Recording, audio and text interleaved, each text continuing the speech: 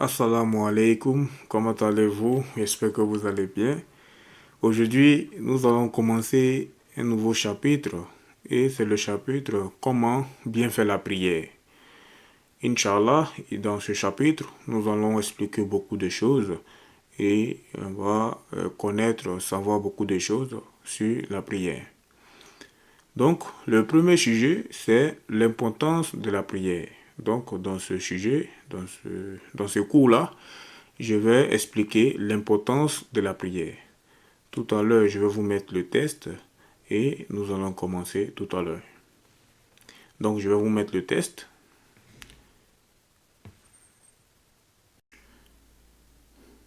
Donc, c'est le test qui est là. Nous allons commencer. Bismillahirrahmanirrahim. Alhamdulillah Rabbil Alamin. Ashhadu an la ilaha illallah wa la sharika lah.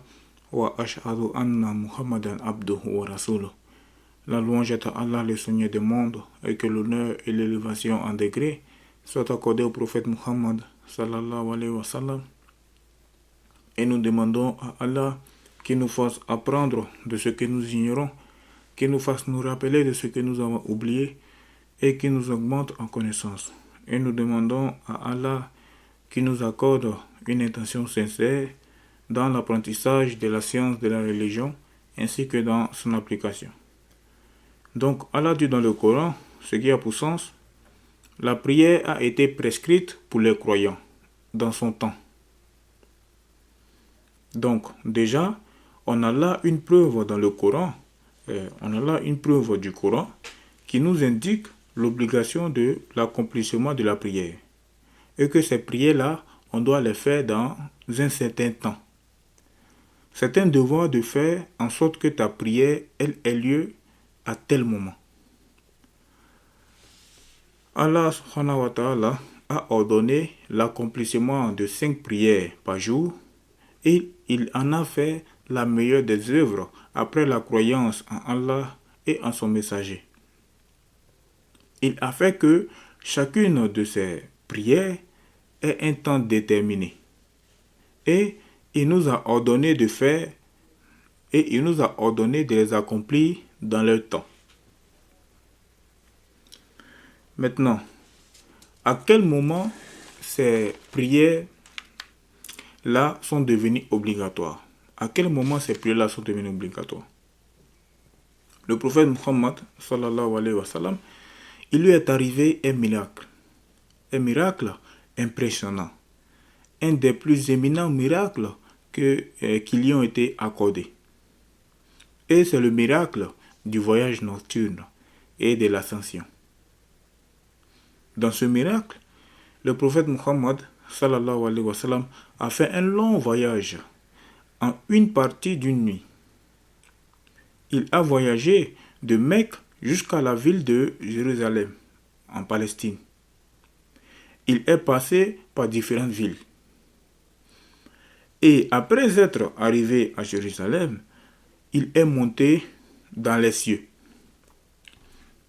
Et cette nuit-là, dans laquelle le prophète Muhammad sallallahu alayhi wa sallam a reçu l'ordre dans un premier temps pour sa communauté d'accomplir 50 prières par jour. Donc, dans un premier temps, le prophète Muhammad sallallahu alayhi wa sallam a reçu l'ordre d'accomplir dans un premier temps pour sa communauté d'accomplir 50 prières par jour. Et dans la même nuit de 50 prières, l'obligation a été descendue à 45 prières. Donc, toujours, dans la même nuit, c'est descendu à 40 prières. Et ainsi de suite, jusqu'à 5 prières par jour. Mais, ces 5 prières ont les récompenses des 50 prières. C'est-à-dire que la récompense est multipliée par 10 dans la communauté du prophète Muhammad sallallahu alayhi wa sallam. Alors, l'obligation qui nous incombe depuis cette nuit-là, c'est d'accomplir 5 prières par jour. Et chacune de ces 5 prières vaut 10 en termes de récompense. Donc, c'est dans cette nuit éminente que a été révélée cette obligation éminente. Le prophète Muhammad sallallahu alayhi wa sallam a dit dans un hadith, ce qui a pour sens, l'islam est basé sur 5 principaux devoirs. Parmi ces 5 principaux devoirs, il a cité le témoignage qu'il n'est de Dieu que Dieu et que Muhammad est le messager de Dieu. Puis l'accomplissement de la prière. Donc la prière est venue en second lieu, après les 2 témoignages. Donc c'est donc un des plus éclatants et éminents symboles de l'islam. Une des plus profitables provisions pour l'au-delà. Elle est, après les 2 témoignages, la plus importante des devoirs et la plus éminente des œuvres qui nous seront exposées au jour dernier. Celle dont on espère le plus de récompenses. L'islam a donc accordé une grande importance à la prière. Et nous devons d'accorder cette grande importance à la prière et de ne pas la négliger. Tu ne retardes pas ta prière pour une chose de ce bas monde. Ta prière, elle passe avant les autres choses. Parce que celui qui t'a accordé tous les bienfaits que tu as, c'est Allah.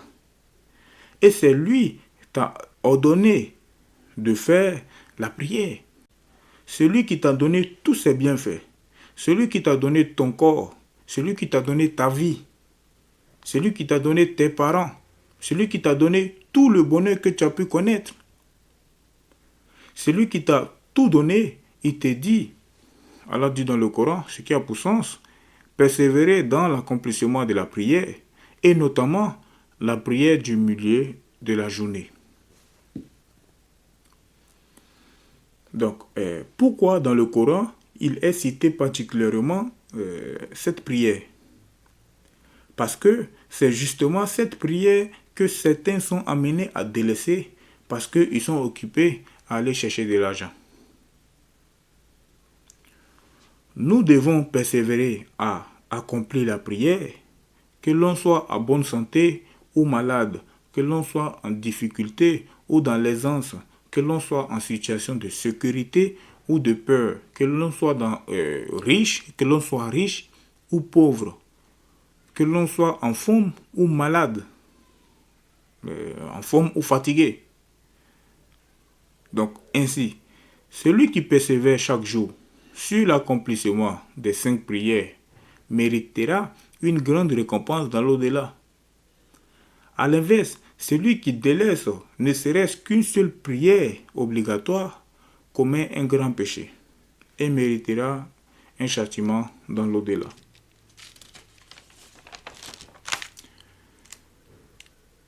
Donc, le prophète Muhammad sallallahu alayhi wa sallam a dit dans un hadith, ce qui a pour sens, Dieu a prescrit 5 prières sur les esclaves.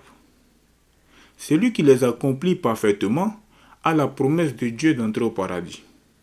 Et celui qui ne les accomplit pas, si Dieu le veut, il les châtie, et si il veut, il le fait entrer au paradis. Rapporté par Ibn Hibban. Ainsi, ce hadith du prophète Muhammad sallallahu alayhi wa sallam indique que celui qui n'accomplit pas la prière n'est pas mécréant, mais c'est un grand pécheur. En effet, de laisser une seule prière est un grand péché. Plus encore, retarder une prière, de sorte à l'accomplir après la fin de son temps, sans excuse, est un grand péché qui fait mériter un châtiment intense.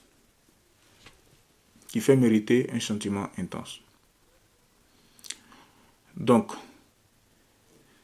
celui qui délaisse ou retarde l'accomplissement des 5 prières obligatoires par paresse, son péché est grave et il mérite un châtiment douloureux pour cela.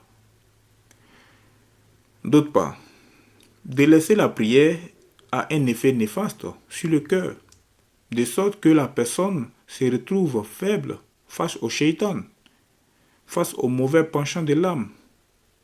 Et celui qui devient faible risque de s'enfoncer dans les péchés. Quant à celui qui persévère à l'accomplir et la fait comme il convient, cela va l'éloigner, cela va améliorer son état. Donc quant à celui qui persévère à l'accomplir et la fait comme il convient, cela va améliorer son état et l'éloigner du mal.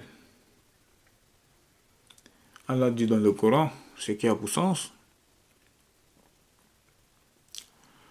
accomplis la prière, car la prière empêche de faire ce qui est blâmable.